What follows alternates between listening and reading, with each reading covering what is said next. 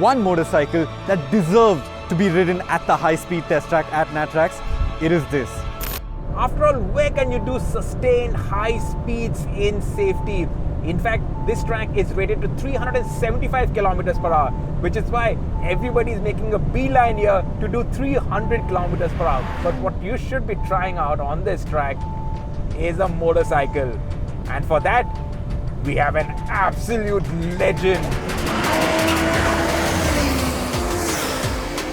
Last week, we maxed out the Audi RS5 Sportback at the high-speed track of the NATRAX. This week, we've got something far, far faster.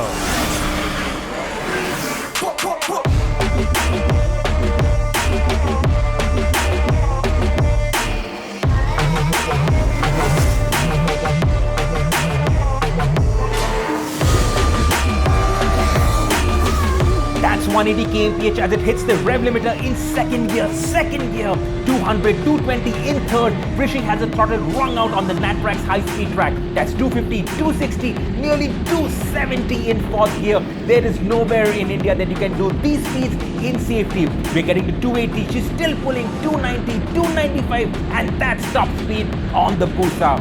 Sticking with the gentleman's agreement to not cross 300 kilometers per hour.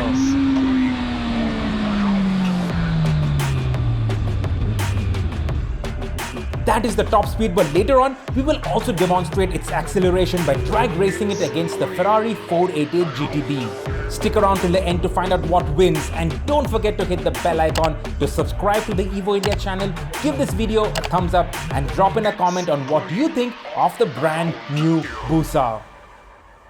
The Hayabusa, it is a road bike, and you can probably enjoy it out on the road as well.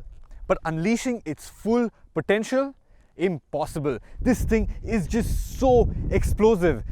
Taking it out on the road and trying to really wring it out is like bringing a gun to a knife fight. It's just unfair. It is so fast, and that's why we need all 11.3 kilometers of the NATRAX high-speed test track to really enjoy it.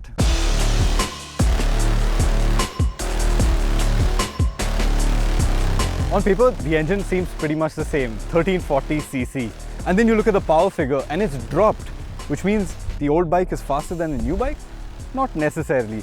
Suzuki has worked hard on the engine to bring it up to 2021 spec. There's lighter pistons, lighter con rods, a new cam profile, a new camshaft, a new magneto. The air intake system has been reworked, the fueling system has been reworked. Pretty much everything on the engine has been reworked to refine it and make it better than it already was. And Suzuki's main agenda with all of this was to give it better low to mid-range grunt.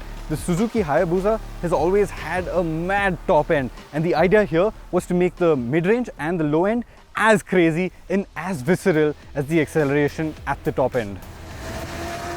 And how does it feel on the road? Well, the acceleration is absolutely mind-blowing. There's no ways to describe what you can feel on the Hayabusa at full throttle in words. It's just absolutely crazy. It accelerates in any gear at any speed, no matter what you ask of it. And that's the beauty of the Suzuki engine. You can be doing fifth gear and doing double-digit speeds and you just roll onto the throttle and it fires you through the horizon. Or you can be riding it like an absolute maniac. You could be redlining it in every gear and taking out every ounce of performance for the engine. Either way, it is explosive. It is such a soulful, characterful engine. It revs beautifully. It's quick revving. The red line is 11,000 RPM, and that mid-range that they were talking about has been bolstered. It really flies 5,000, 6,000 RPM. It really has a solid punch. And then when you hit 9,000 RPM, it starts screaming and it's really, really, really wild all the way up to the red line. And it's not just the engine that has been revised, it's the chassis as well. The suspension is new, the brakes are new. You've got Brembo Stilema calipers here, which are proper top shelf components. They're the same calipers you get on the Panigale V4S, for example. And honestly, the Hayabusa needed them. One of the biggest complaints about the older Hayabusas was that the brakes weren't strong enough. Not anymore. These brakes are properly strong, and you need them for a motorcycle like this. The Hayabusa, it weighs 266 kilos. That's so much more than superbikes. You know, they weigh between 180 200 kilos depending on which bike, and you need strong anchors to slow this bike down from 300 kilometers an hour. And do they work well? extremely well. The brakes are really good, really confidence inspiring, and more importantly, the bike feels so stable when you're slowing down. Even from speeds like 280 kilometers an hour, you just tap the brake and it grabs the anchors and you're slowing down extremely confidently. Now the Suzuki Hayabusa is not a straight line hero. It can actually handle corners extremely competently. You're sitting in a nice committed riding position. It's not very racy, so you're not sitting on top of the motorcycle like you would on a superbike, but you're nicely tucked in behind the fairing and you have a lovely racy position. And steering the bike, getting it to lean into corners is really simple. The front end, very sharp, a lot of feel from the front end, and you can really tip it into corners with a lot of confidence. At the high-speed bowl, you can do 220, 250 kilometers an hour confidently without trouble. Now, the beauty about the high-speed track is that it's a neutral handling track, which means you can let go of the steering wheel at a certain speed and the car will stay true to its lane and follow the track.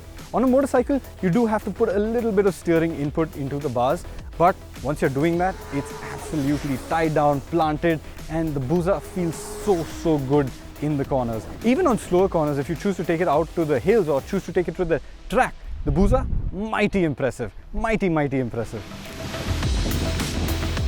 But by far the biggest change to the Hayabusa is to its electronic suite. Up until 2018, the only electronic aids you would get on the Busa were ABS. Literally just ABS. There was no traction control even, and that made the Busa a proper hardcore motorcyclist's motorcycle. You had to be extremely careful when you were on the Busa. You approached it with a sense of respect. You rode it with a sense of respect. And well, that also intimidated a lot of riders. Now, you've got a huge safety net on the new Busa. I've actually had a lot of trouble memorizing everything that you can get on this bike. You've got 3 riding modes. You've got 3 levels of engine braking control. You've got 10 levels of traction control and the ability to turn it off. You've also got 10 levels of anti-wheelie control and the option to turn it off. You've got a quick shifter, you've got cruise control. The list goes on and on and on. And all of those things make the Busa a less intimidating machine. It gives you so much more confidence. I mean, it was already a very confidence-inspiring machine, but with all these electronic aids, you know you have a safety net should things go wrong. Out here, things have been damp all day. The track is damp, but it's always nice to know that you have TC should things go wrong. And when it comes to the whole package as a whole, it also makes the package more appealing to a larger number of riders. The Busa would have earlier been intimidating. The idea of riding a 200 horsepower bike without traction control can be very intimidating. But now, people can actually access that performance without hurting themselves or without hurting people around them. And that's a great thing. And before I forget, the biggest party trick on this electronic suite is launch control, which should make this Busa a drag strip hero. You've got 3 modes of launch control, which will launch the bike either at 4,000 RPM, 6,000 RPM, or, wait for it, 8,000 RPM. And you just have to decide how brave you are before you select your mode. To test this out, to test out the Busa's insane acceleration, we've got along a car, which should have a 0 to 100 km/h time in the same region as the Hayabusa, around 3 seconds, give or take a tenth. We've got the Ferrari 488 GTB along for the ride. The Ferrari 488 GTB is a bona fide supercar with a 600 bhp twin-turbo V8 mounted midships. It can hit 100 km/h in 3 seconds flat and 200 in 7.5 seconds.